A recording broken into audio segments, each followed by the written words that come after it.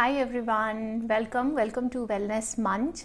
So today we thought let's discuss about fatty liver and its diet, okay?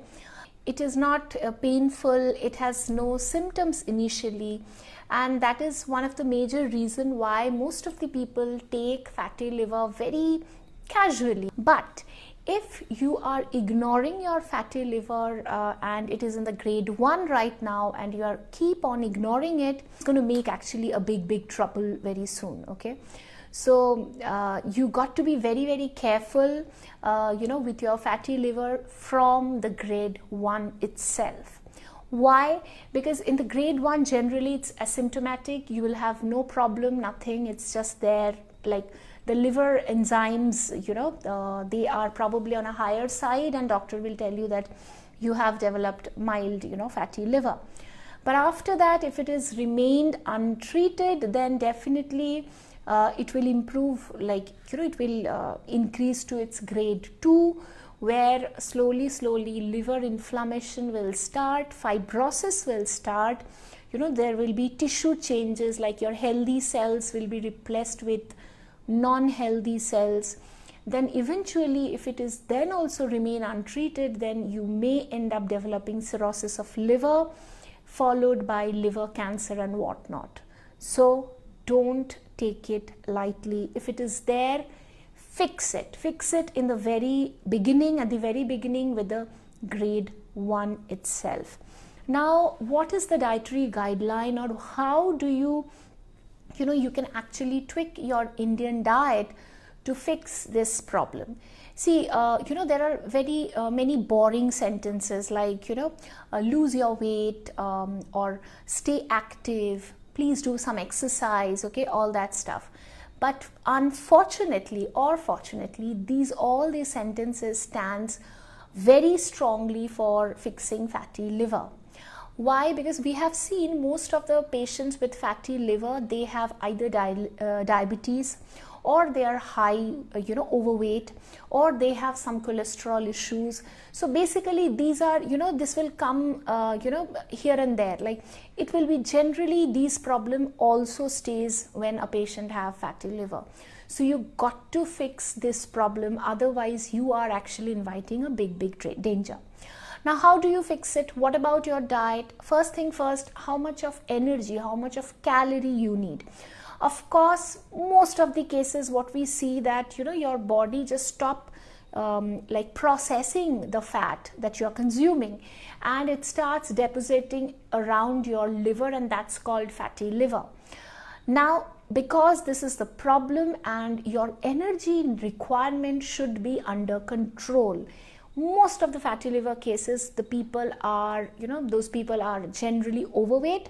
So no matter what, you got to control your, calorie consumption. Now, how will you do that? Suppose you are on a 1300 calorie diet, or you're planning to have a 1300 calorie diet, or this is the calculation that is coming. You need 650 to 780 gram of calorie from carbs. So yes, the rule stands the same. 50 to 60% of your daily energy should come from carbohydrate rich food. I'll make it simple. That means you got to eat you got to eat enough amount of carbohydrate in your daily diet. Now, there are few notions people have these days. Number one, carbs means you're gaining weight and you need fiber. These are the two standard line everyone keep mentioning us. How come I can have carb? Okay, understand one thing. You are in India, you are in a hot humid climate.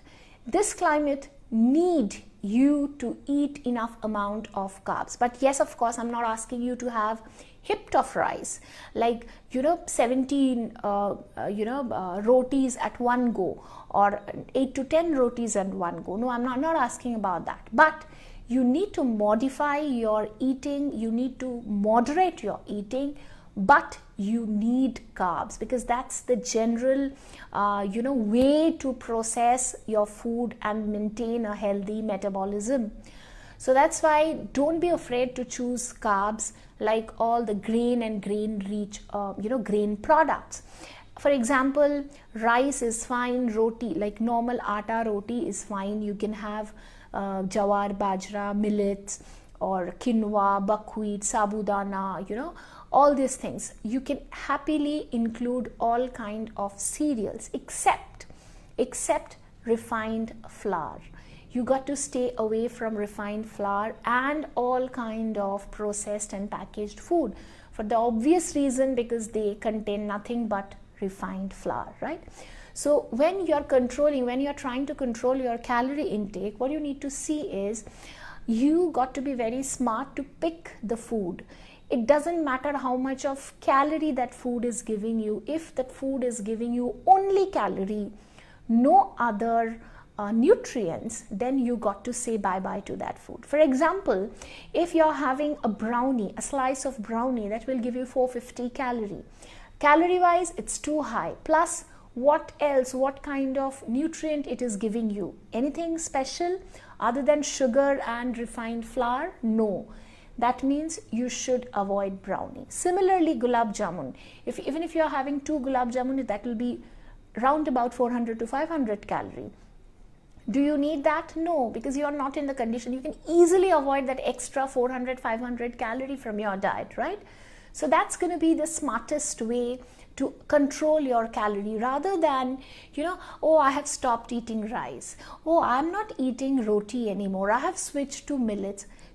Don't do such things. Rather be mindful and say bye to those food which are giving you chunk of calories without giving any other nutrients. So that's going to, that's what we call smart eating. Okay. Dieting or controlling your calorie, that doesn't mean you have to stay hungry throughout the day. You cannot lose weight. No one can lose weight, keeping themselves hungry for a long time. That will not happen. You can stay hungry. You can manage yourself with that hunger, maybe for a week, for 2 weeks, for 3 weeks, or maybe for a month. But then there will be a day when you are going to think, enough is enough, I'm going to eat, you know what? And then you will end up eating every wrong food that you were depriving yourself for so long. So don't do that mistake. You got to control your calorie intake, providing you're having good food, okay? So that's what is called smart eating. Again, I'm giving you another example. Suppose you are having a 250 ml, like a glass of Sprite, okay? Probably that is going to give you 150 calorie. And even if you're having a banana or a fruit, maybe that will also give you somewhere, close to that calorie. Now, will you argue with me that no, then if both the food, the Sprite and the banana, has similar calorie, why can't I have, Sprite? No, you can't, because Sprite is giving you only calorie, nothing else. But whereas the banana is loaded with other nutrients. Get it? So focus on the quality of diet, not only on the calorie. Cut off all the calorie which are empty, which has no other, importance in your diet, but embrace with good food. Now, coming back to the carbohydrate again. So many people ask, shall I just stop having rice? Shall I just switch to roti? Now imagine, I'm a Bengali. I'm a hardcore rice lover. I'm eating rice since my childhood. That's in my tradition, right? Now, if someone is asking me because, you're fat, stop having rice and let's start having roti, it's going to be heartbreaking for me, right? Similarly, those who have been raised, having roti, if someone asks them not to have roti anymore, just, switch to some millet, it's going to be heartbreaking. Don't do that. Always think of the sustainability. Can you do that for the rest of your life? No? Then don't. Okay?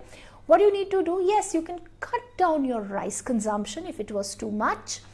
You can cut down your roti intake if you're fine with your gluten sensitivity. If you have no gluten allergy, no need to cut gluten, wheat from your diet. If you are somebody who have always enjoyed having millets as a part of your tradition, continue having millets like jawar roti, bajra roti, ragi preparations, all that stuff. If you're someone who has never had those items in your life because it was not traditionally included in your diet, don't try. Yes, for the sake of trying, you can have it once in a while, but do not try to, switch yourself to those millets. It's not needed. Ultimately, everything is going to give you carbohydrate, right? You got to fix your carb source very carefully. So think about it, okay? Trying something new, trying millet once in a while, bringing variety in your diet is great. But I'm talking about those who completely stop having rice, or maybe someone was having white rice and suddenly they started having brown rice. Imagine, don't be mad about fiber, okay? Because if you have a problem like acidity, indigestion, flatulence, bloating, which most of the Indians are, then having extra fiber is actually like, inviting bigger trouble in your life. Don't do that mistake, okay? Try to bring balance to everything. What am I trying to say is try to pick whole grain, but not of highest form of fiber, because then that is going to be difficult for your body to process, okay? So parboiled rice is fine, semi-polished rice is fine, simple atta is fine. If you're fine with jawar or bajra roti and you're liking it, please go ahead. You can have kuttu, you can have sabudana, you can have quinoa for a change, you can have oats for a change, but don't decide to shift in a cereal which you have never tried before just for the sake of health. Don't do that. Bring variety, embrace many types of grain in your diet, not all together like in a multi-grain form, but one grain at a time. That's going to be suiting your weight loss journey. So after that, let's talk about protein, like how you cannot miss your dal, okay? Why? Because dal is very, very essential. But you know what?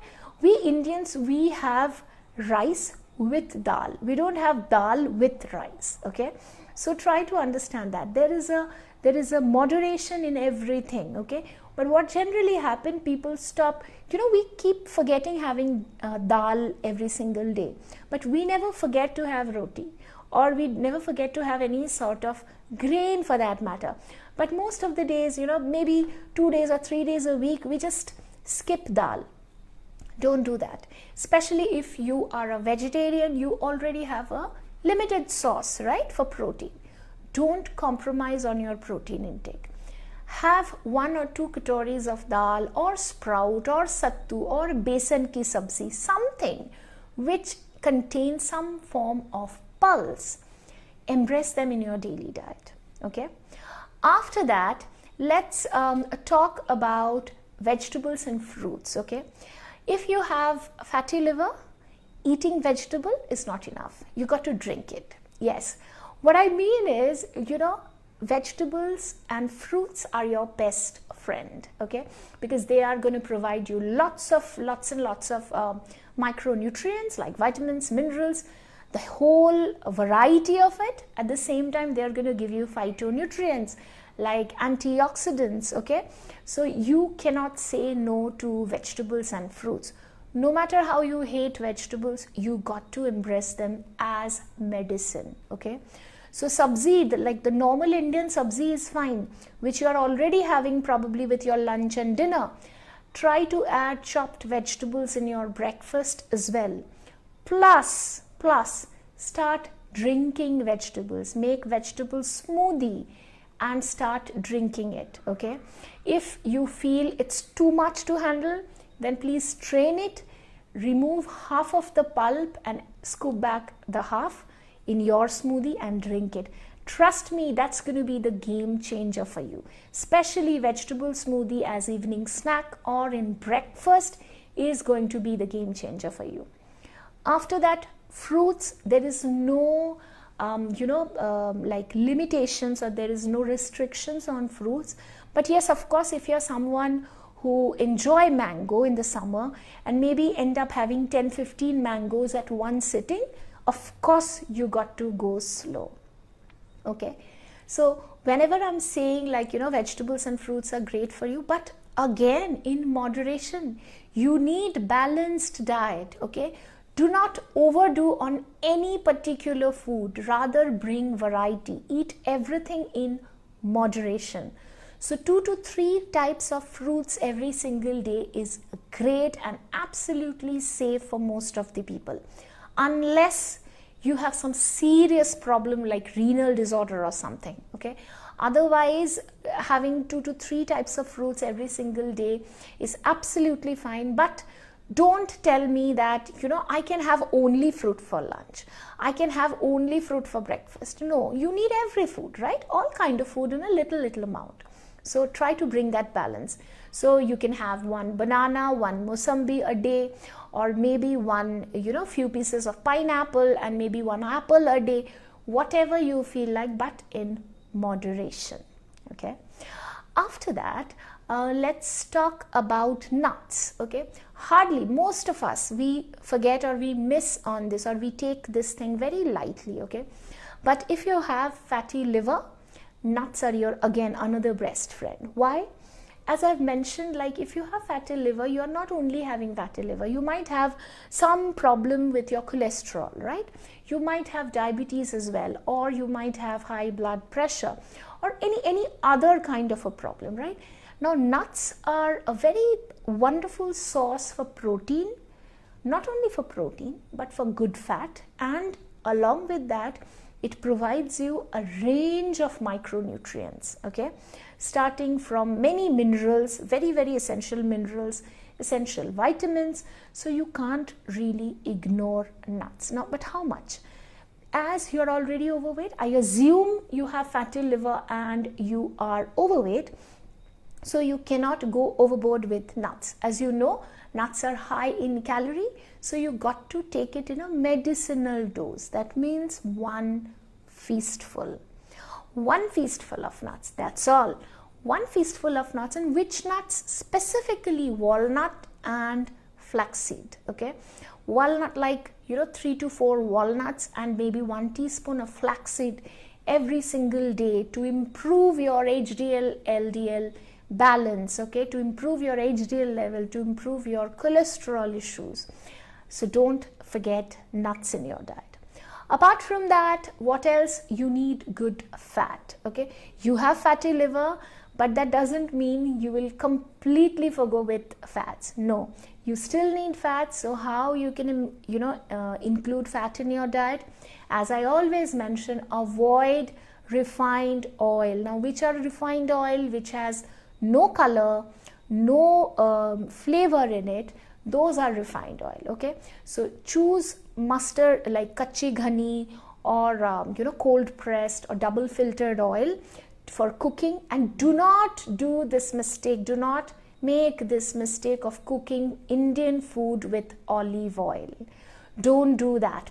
But you are actually making more and more harm. I know people start frying puris in olive oil, thinking they're doing something great. No, you are not. You're actually damaging yourself. So don't do that. Olive oil is meant to be used in extra virgin olive oil form, which are great for salad dressing and nothing else, okay? So don't use olive oil for Indian cooking. Rather, you can use a spoonful of ghee in your lunch or in your dinner, a teaspoon of it, okay? Because fat is important, otherwise you will be getting deficient with fat soluble vitamins. Of course, you will not eat any kind of fried foods because you are trying to lose some weight. That's why fried foods are definitely a big no, but use, sufficient amount of oil for seasoning, for making sabzis or giving tadkas. That is absolutely fine, okay? After that, let's discuss about probiotics. What is this? Like, probiotics helps to fix the gut health. You must be knowing that already. Now, what kind of probiotics? Am I suggesting you to have any kind of supplements or shots? No, I'm not. If you're a regular, viewer of WellnessMunch and this videos, like we hardly suggest any supplements, neither, nor we actually promote any kind of supplements, because we strongly believe in food power. As long as our body is okay, we must trust, we must have this trust on food power. Okay, so that's why firstly, what kind of probiotics? Dahi is one of the wonderful way. Plus you can have fermented rice like panta bhat, what we call in Bengal, or pokhal bhat, right? All these things, not in a huge amount, small amount for a medicinal dose, but have this 2 to 3 teaspoon every single day. Okay, you can have kanji, you can have vegetable kanji, beetroot kanji for that, for example, in winter, or fermented rice in the, in the summer, or buttermilk or curd throughout the year, right? So these are the common ways to add probiotics, in your diet. And don't forget this dose, this daily dose. Okay, let's talk about animal food now. What are the animal foods that you can have? Either it is egg, or it's chicken, or fish, or meat. All are fine as long as you are having them in moderation. One whole egg is absolutely safe even if you have cholesterol issues, but if you're having the second one, no, that's not, until that is absolutely needed, stay away from that. Then again with meat, fish, chicken and meat, moderation is the key. You cannot replace your rice with chicken breast and mutton or fish fillet or something like that. No, you are not supposed to do that. Just try to have a decent size of fish. If you are a fish lover and fish eater on a regular basis, that's fine. If you are a chicken eater, 2 to 3 pieces of chicken every single day is absolutely safe. But if you are overdoing it, then it will make you, cause many kind of trouble. So don't do that. Keep it simple, keep it moderate. That's the bottom line of a fatty liver diet. Okay, you can eat everything, but in moderation. But there are few items which are absolutely no. Even if you have fatty liver or any disease for that matter. What are they? Processed and packaged food are absolutely no, because you need to control on your sugar and salt intake. Okay, maximum 1 teaspoon of sugar and 1 teaspoon of salt is the cutoff. Above that, anything is going to be dangerous. So please try to maintain that. If there's something very difficult in your diet, it is this part. Because otherwise, whatever I have said so far, you might be thinking, what's this so special in it? But this is the most difficult part. You got to let go with every kind of packaged and processed food or bakery items or confectionery items, okay? Because they are nothing but a mixture of refined flour, refined oil, refined sugar, refined salt, plus n number of preservatives. So you got to say bye-bye, complete bye-bye to them. If you really want to fix your diet, start from quitting that morning Marie biscuit with tea. Yeah, that should be the beginning. Okay, so and apart from that, drink a lot of water. Half the time we forget and we feel we are hungry, we are not, we are actually thirsty. So if you have this confusion, always keep handy a bottle of water like this. Okay, always keep it handy on your table. Whenever you want, you can, so that you can drink a little bit of water in between. That's very essential. Apart from that, physical exercise. I know I'm supposed to talk about diet only, not about physical activities or exercise, but if you have fatty liver, you don't have any other choice. If you someone who find it difficult to exercise, at least do some form of activity, some form of exercise which you can do on your bed. There are many exercises which doesn't require you to stand. Okay, so don't think you can't do anything. You can do many things even if you have any more challenges. Okay, so try to do some kind of activity and exercise which is absolutely necessary to keep your liver health intact. Okay, of course you need to manage your stress. If there is enough stress, no matter what you do, things are going to fall apart. Okay, so stress is inevitable. It will be there for every single day, every single person, but it depends how you're managing your stress. Okay, so try to manage your stress, do yoga, do dancing, do whatever which gives you happiness. Okay, that's what I keep on telling, like, do not attach health angle to every single thing. Rather think what you enjoy. If you enjoy dancing, maybe dancing is a wonderful way to exercise every single day. Okay, not maybe hitting the gym if you feel that's so boring. Correct? And of course, take your sleep seriously. If you sleep well, you're giving your body enough time to detox, enough time to repair, enough time to grow. So you cannot actually compromise your sleep. All right, how much to eat? Many people ask. Please listen to your stomach. There's a communication happening every single time, but if you are on any kind of gadget, any kind of phone or television while eating, you will definitely miss that communication. So focus on your food, eat mindfully, and most importantly, eat quality food in moderation. That's the secret of weight loss these days. Do not fall into the trap of following keto diet or Atkins diet or this diet, that diet. Always ask yourself, can I do it rest of my life? If not, then please don't fall into that trap. Having, starting your day with 2 almonds in the breakfast and maybe a little bit of salad for the lunch, and at dinner a chicken breast, is this a sustainable diet for you, considering you in a family setup? If it is not, then please don't even try. Relax, eat mindfully, eat good food, you'll be fine. I hope the video was useful. If it was, please hit the like button so that I get to understand that yes, these videos are giving you some information. Of course, feel free to comment us below if you have any personal questions, or if you have any idea, or if you have any suggestions for us, right? We will be coming back soon. Till then, stay happily healthy. Bye-bye.